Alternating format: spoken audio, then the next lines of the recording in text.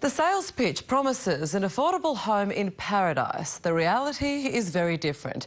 Faye Kotsis has made a fortune selling overpriced dumps to naive investors, but her time in the sun is about to end. Here's Pippa Gardner. Watch out for the lady on the mower. Faye Kotsis drives a hard bargain. Her property portfolio is impressive, including this estate on the outskirts of Sydney. Her references are pretty amazing too. I'd have more respect for this woman if she pulled on a stocking mask, right, and said, "Here, I'm out to rob you." It's a cold-blooded racket. Faye Kotsis is Queen Bee at Heritage Financial Solutions, offering not financial solutions, but dodgy real estate. She has been selling a dream, a life in a tropical paradise. Faye's sitting back high on the hob, probably laughing, so I feel really violated. David Hatchman and his wife Angie bought 2 properties in North Queensland through Faye. They were so convinced by the sales pitch and the photos, they encouraged their 18-year-old son Shane to do the same. I paid $121,000 plus the stamp duty, and now it's worth about $40,000, was valued about 2 months ago. In the brochure, the 1-bedroom Cairns unit Shane was sold looked pretty good.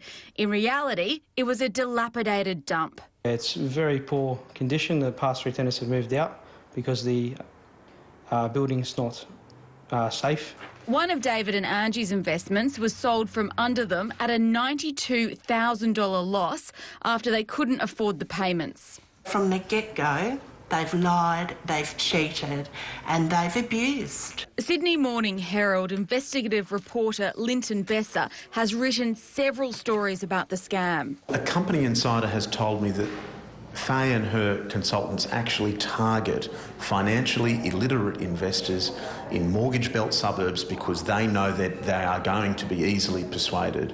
Luke Bellamy's Cairns investment is also a dud. He bought it through Faye Kotsis' company for $230,000. It's now worth $100,000. I was shown a brochure and it did indicate that it's immaculately maintained.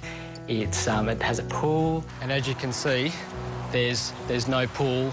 In fact, there's not even a barbecue area. Faye's web of deceit extends beyond just selling overpriced dumps. Investors are given blank contracts to sign which don't disclose how many people in the deal are taking a cut.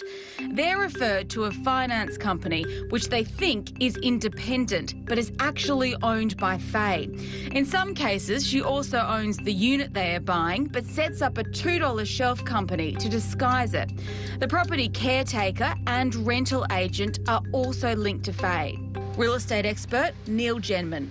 She's milking this for everything that she could possibly get. She's getting a little bit every which way you want to look. The lady of this manor has come a long way since running a milk bar in the 1980s. Since then, she's been bankrupted once, divorced twice, and has developed a passion for gardening, opening her perfectly manicured estate to the public once a year.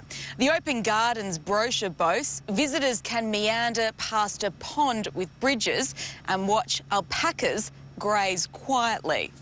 The Australian Communications and Media Authority has fined her $17,000 for bombarding potential clients from a call centre in the Philippines.